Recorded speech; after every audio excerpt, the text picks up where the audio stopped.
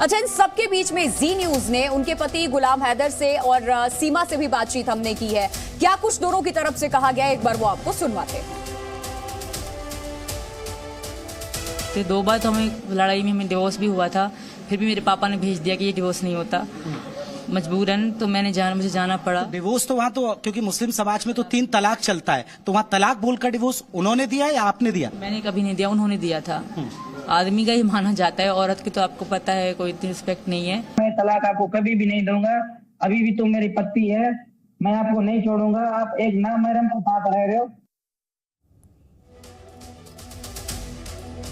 लड़ाई चलती रहती क्योंकि ये मुझे गांव ले जाने की बात करते थे और मैं मना करती थी, और इनके परिवार वाले मेरे पास रहना चाहते थे, मैं मना करती थी कि मेरे पास ना रहे, क्योंकि मेरी बेटियां थी और वो लोग मतलब महिलाओं की ज्यादा इज्जत नहीं करते, रिस्पेक्ट बिल्कुल भी नहीं करते थे।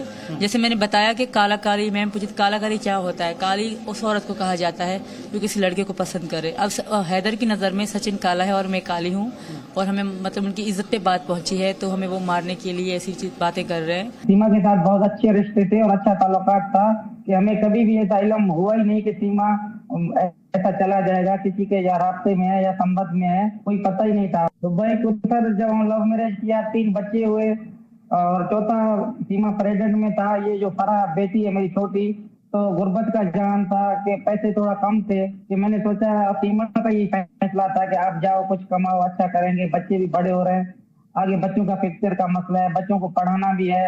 सीमा का फैसला था, मेरे को सऊदी भेजा गया। आप दूसरे के एक सलाह में एक मशवरा किया, फिर इधर आके हमने कमाना शुरू किया। जी 2014 में हुई। किस साल में? 2014 में। 2014। और पापा के कारण हुई थी, कोई धूमधाम से नहीं हुई, बस कोर्ट के कुछ कागजों में साइन करवाया गया था मुझसे, क्योंकि कहीं मैं किसी को पसंद करती थी गाँव में, तो पसंद करना क्राइम माना जाता था, तो इसलिए मेरी इनसे शादी हो गई सिंपल सी।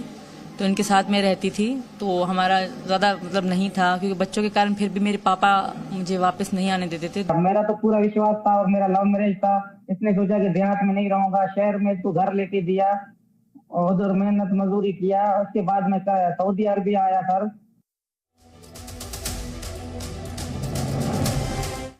तो सीमा को भी सुना आपने और उनके पहले पति को भी सुना आपने। हैदर की तरफ से बातें रखी गई, दोनों की बातें बिल्कुल अलग अलग है। राहुल लगातार हमारे साथ बने हुए हैं और उसी घर के बाहर मौजूद हैं जहां सीमा सचिन के साथ रह रही है। फिलहाल सीमा को यूपी एटीएस लेकर के गई है। अब राहुल देखिए, एक बार फिर से हमने अपने दर्शकों को इसीलिए सुनवाया, ये पूरा मामला क्या है। ये 2 पति पत्नी के बीच का मामला नहीं है, 2 प्यार करने वालों के बीच का मामला नहीं है, बल्कि ये देश की सुरक्षा से जुड़ा हुआ मामला है। यूपी एटीएस अगर लेकर के गई है, बार बार जहन में यही सवाल है कि कुछ पुख्ता जानकारी यूपी एटीएस को मिली है, जो डॉक्यूमेंट सीमा के पास से बरामद हुए हैं, और उसी आधार पर सीमा को लेकर के पूछताछ के लिए गई है।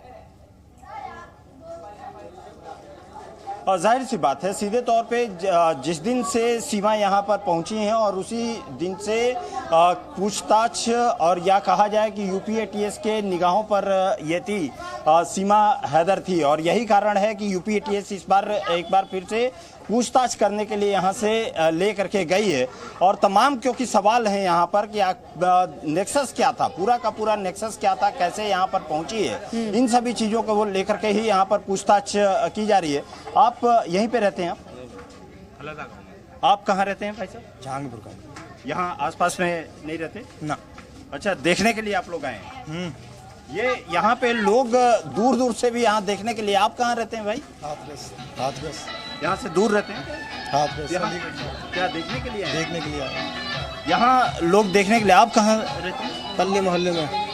दूसरे मोहल्ले में? हाँ। अच्छा, तो यहाँ तो आते जाते रहते होंगे? हमारा कभी मतलब ही ना पड़ा, क्योंकि हम तो पल्ले मोहल्ले। राहुल, एक चीज देख रही हूँ मैं, कोई भी इस पूरे मामले पर बोलने से कतरा रहा है। आप जितने लोगों से भी सवाल कर रहे हैं सब यहाँ पर मौजूद इस वक्त, लेकिन बता रहे हैं कि उनका इस मोहल्ले से कोई लेना देना नहीं, लेकिन मौजूद वो इसी मोहल्ले में है, यहाँ पर कतरा रहे हैं इस मामले पर बात करने से।